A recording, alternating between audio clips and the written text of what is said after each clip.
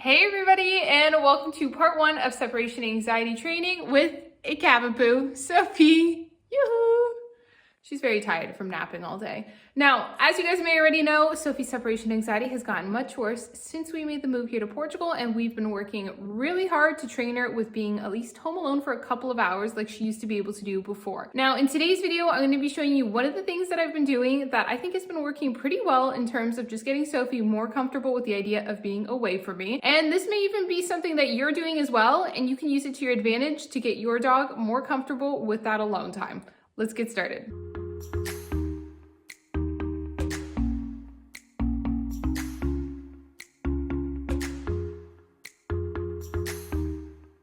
When creating this video, I really wanted to show you guys two methods of the same idea. The first method involves Sophie's crates. Now, if you are a dog owner that doesn't own a crate, you don't like the idea of a crate, well then the second method is going to be a better option for you.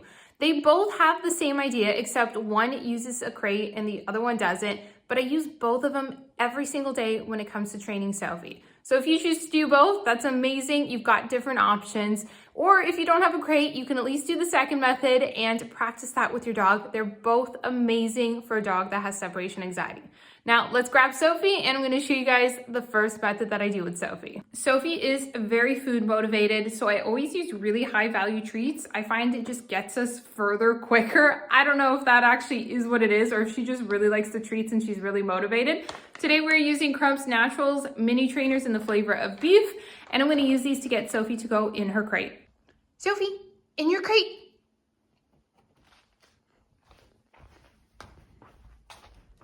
Good girl. Good job. Hi.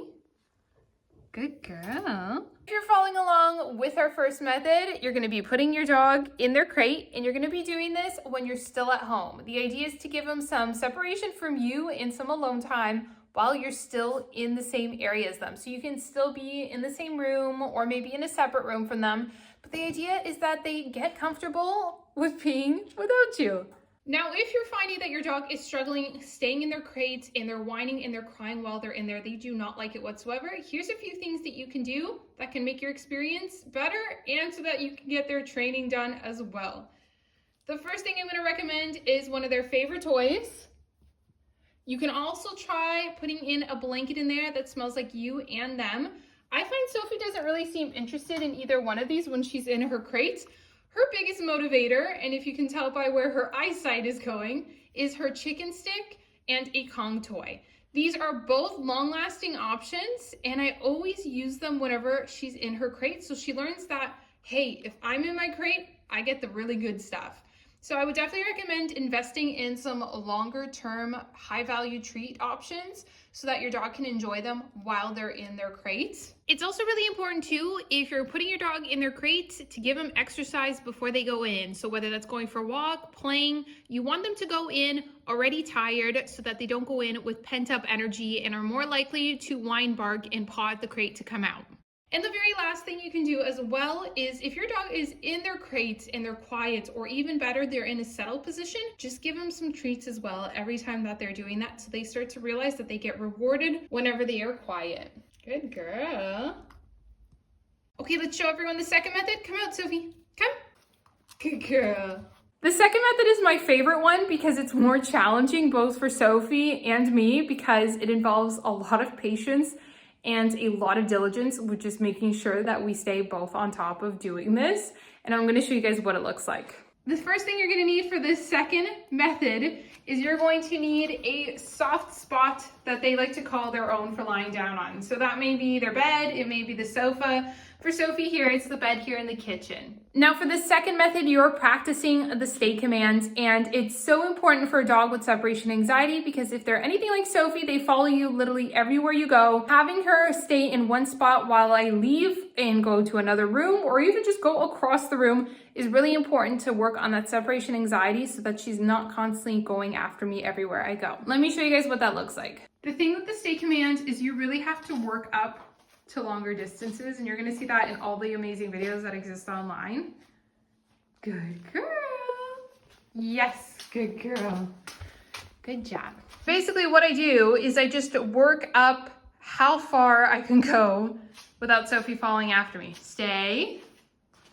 Stay.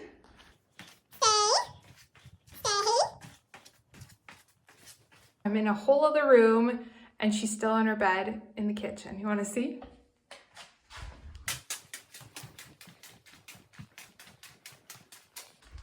Yes, good girl. Good job.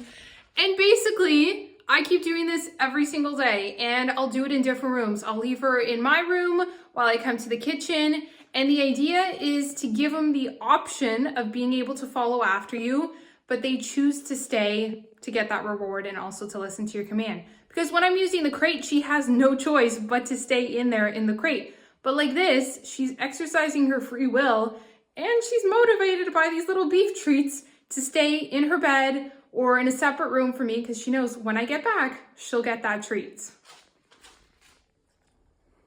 These two methods are definitely the easiest ones to start with when it comes to separation anxiety training with your dog. They also have the added benefit of teaching your dog how to stay, which is always an amazing command for your dog to know in any kind of situation. Let me know if you try any of these methods and let me know if you've already tried them before and you find that they've worked, because I know a lot of people are struggling with separation anxiety training and they would probably love to know that something that you're doing is working, because we're all kind of in the same boat when it comes to feeling this stress and anxiety from our puppies.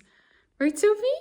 Right? Don't forget to hit that subscribe button so you can get updates on any new videos we post on Sophie's separation anxiety training. And let us know if you have any other questions about what it's like having a Cavapoo and everything else. We'll see you again next time. Bye, guys.